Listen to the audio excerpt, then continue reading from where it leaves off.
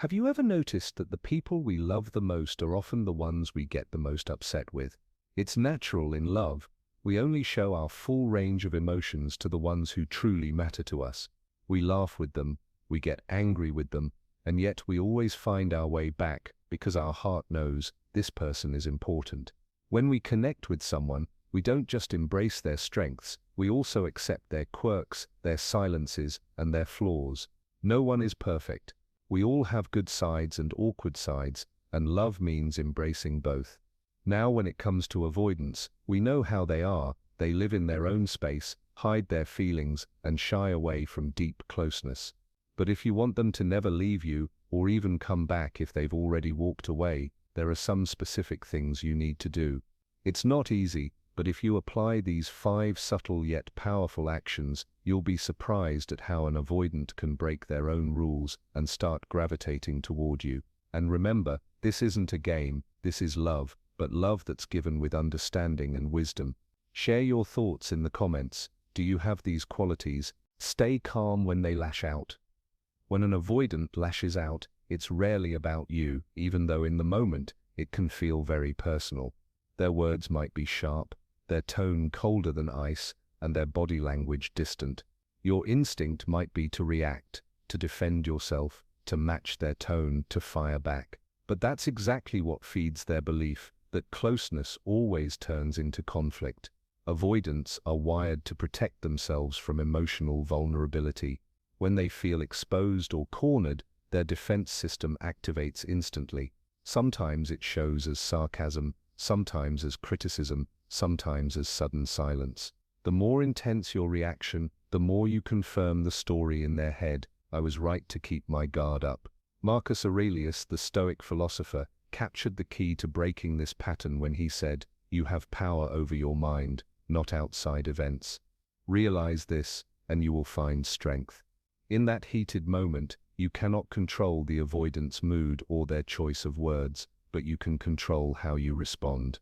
Staying calm delivers a silent, powerful message. I am safe.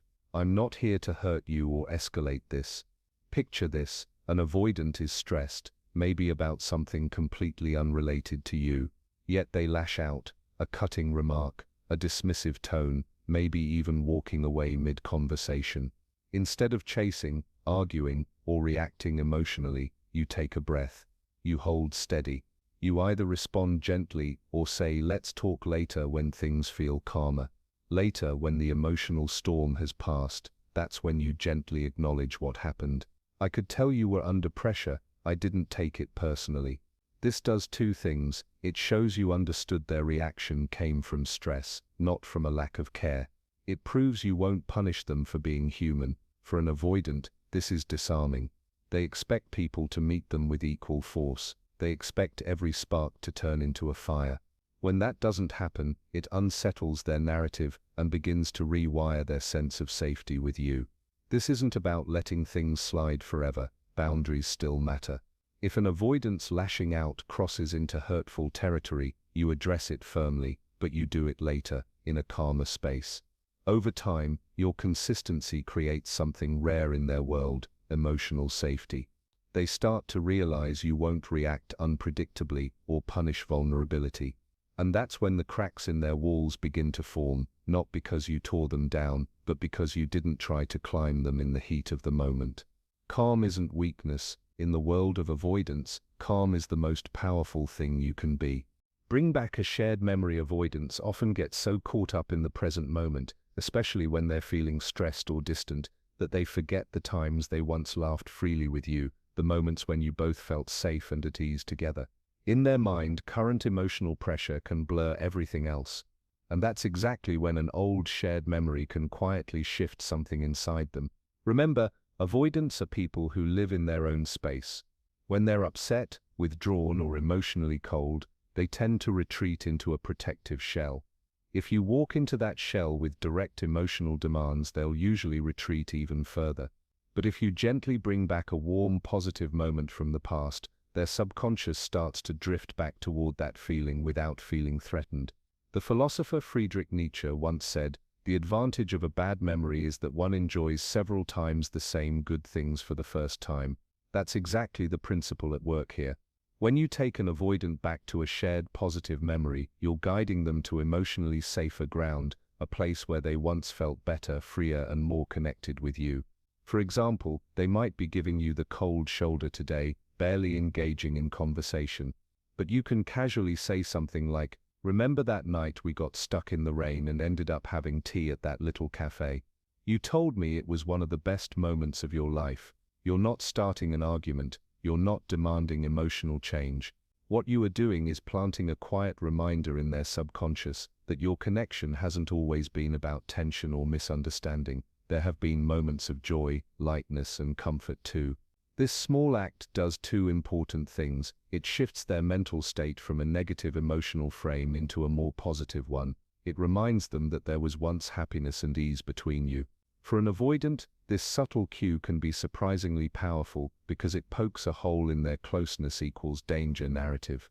They begin to remember that being with you isn't always risky or heavy, sometimes it's safe and even enjoyable. The key here is never to use this technique with pressure or expectation. Your goal isn't to make them change instantly, but to help them re-experience positive emotions from within themselves. The memory is a gentle nudge, not a shove. Over time, these small reminders soften their defensive patterns. They may start to open up a little more, the door to conversation might open just a bit wider, and all of it happens because you guided their heart back, without confrontation, to a moment when they felt secure and connected. In the world of avoidance, memories are not just glimpses of the past, they're bridges that can quietly bring you closer again. Show quiet acts of care. One of the most common mistakes people make with avoidance is expecting their care to come in the form of grand declarations or dramatic gestures. The truth is, avoidants often withdraw from environments where there's too much emotional pressure or excessive attention placed on them. For them, the safest form of love is care that's given quietly, without noise, without fanfare. In the psychology of an avoidant, there's a unique trait. They can be intimidated by open, heavy expressions of love, especially if it makes them feel obligated to respond right away. If you want them to break their own rules and come closer to you, you have to show care in a way that doesn't overwhelm them, but instead makes them feel safe and at ease. The ancient Chinese philosopher Lao Tzu once said, "True care is given, and the giver forgets it." This means your acts of care should be without expectation. For example, if you know they've had a long, exhausting day, simply leaving a cup of tea ready for them, without making an announcement, can leave a deep impact.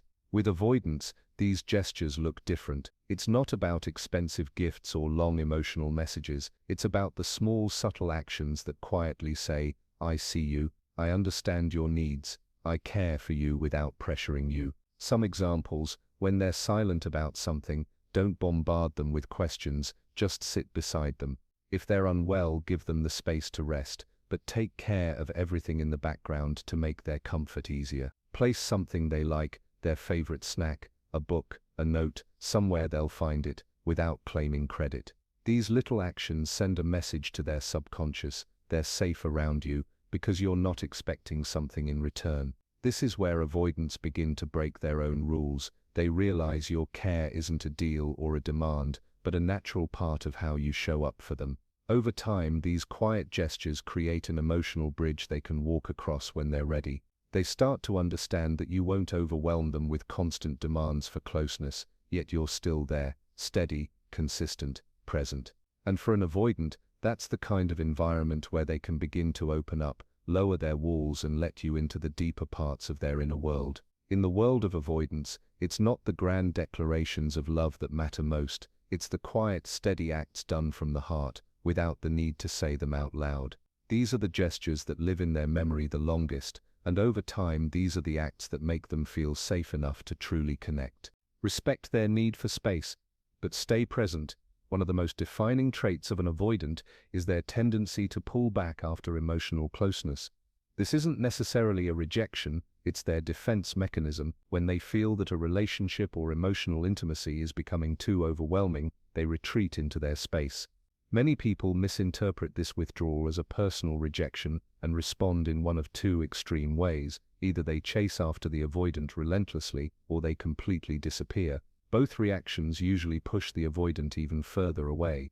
The real skill lies in respecting their need for space while subtly showing them that you haven't vanished from their world. This is a delicate balance, one that builds trust and sends the message, I respect your need for freedom, but the connection between us is still here.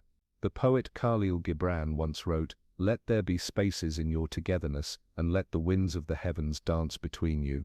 This philosophy fits avoidance perfectly. When you give them the room to breathe, they feel relief instead of suffocation.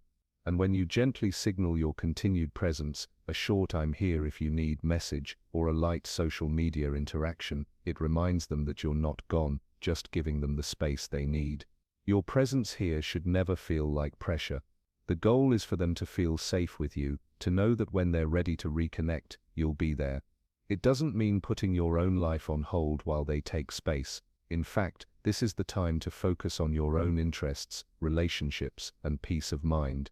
This approach offers two major benefits. The avoidant sees you as someone who respects their boundaries, a rare and valuable trait in their eyes. Your emotional energy isn't dependent on them, which creates a sense of stability they find deeply reassuring. When an avoidant notices that you give them room yet keep the connection alive, they become more willing to return. This is because their fear that closeness will mean the loss of personal freedom begins to fade. It's important to remember that this process requires patience. You're showing them that intimacy doesn't have to be suffocating, that they can have both connection and independence, and when they realize this, they're far more likely to break their own rules and come closer to you, this time willingly and with trust, not because of pressure or guilt. In the world of avoidance, true closeness often grows when you honor their need for space, while maintaining a soft, steady presence in their lives. It's in this gentle balance, freedom without abandonment, that they begin to feel safe enough to let you back in. Notice and acknowledge their efforts. One of the biggest misunderstandings people have about avoidance is that they only notice their coldness or distance, without realizing how significant even the smallest emotional effort can be for them. For most people, sharing feelings or moving closer emotionally is part of everyday interaction. For an avoidant, it can feel like winning an internal war. If you want them to break their own rules and open up to you more, it's essential to recognize and appreciate even their smallest efforts, not with exaggerated praise, but with genuine acknowledgement. The philosopher and psychologist William James once said, "The deepest principle in human nature is the craving to be appreciated." For avoidants, this is doubly true. They often hide their emotional work from the world, so when they do step forward, it's rarely easy for them. For example, if an avoidant initiates a conversation with you, shares something personal, or stays close during a difficult moment, these aren't casual acts, they are quiet milestones for someone who's used to guarding their heart. If you simply treat these moments as ordinary or overlook them, they silently remind themselves, "This is why I don't open up." Acknowledging their effort doesn't mean delivering a long speech. It can be as simple as, "I noticed you started the conversation today, and that means a lot to me. Thank you for sharing this, I know it wasn't easy." These words create a new memory in the avoidant's mind, one where vulnerability doesn't lead to conflict, shame, or withdrawal, but to acceptance and appreciation. Over time, this begins to chip away at their deeply rooted belief that closeness is dangerous. They start to see that when they step out of their comfort zone with you, they're met with understanding rather than criticism, and in return, they're more willing to try again. It's important to note that acknowledgement doesn't mean overpraising every move they make. Overdoing it can feel forced and make them uncomfortable. The real goal is simply to ensure that when they take those rare, brave steps toward closeness, you don't let those moments slip by unnoticed. Gradually, these small recognitions plant a lasting belief in their mind. This person sees my effort, no matter how small it is, and that belief is often enough to push them beyond the walls they've built for years. In the world of avoidance, appreciation isn't just a way to make them feel good, it's a key that unlocks doors they usually keep shut. And when that door opens, you get to see a side of them the rest of the world never will, the side that is warm, present, and quietly devoted. Loving an avoidant isn't about breaking down walls with force. It's about creating an environment where they feel safe enough to open the door themselves. Each of these 5 actions, staying calm when they lash out, bringing back a shared memory, showing quiet acts of care, respecting their need for space while staying present, and noticing their efforts works together like threads in a net of trust. Avoidants aren't immune to love, they just have a different language for it. They've learned to protect themselves to keep their world contained. But when you show them that your connection isn't about control, pressure, or demands, something inside them shifts. Slowly, they begin to see you as someone who won't turn their vulnerability into a weapon, someone who understands that closeness doesn't have to mean losing themselves. This process takes patience, not days or weeks, but sometimes months or years. The beauty is that these steps don't just transform your connection with them, they also transform you. You become calmer, more intentional, more aware of the small ways love is expressed. And one day, without announcement or drama, you'll notice the change. They'll start to meet you halfway. They'll share a thought, a feeling, a piece of themselves you never thought you'd see. That's when you'll know it wasn't about breaking their rules, it was about showing them that with you they don't need them, because real love doesn't tear walls down, it builds a door.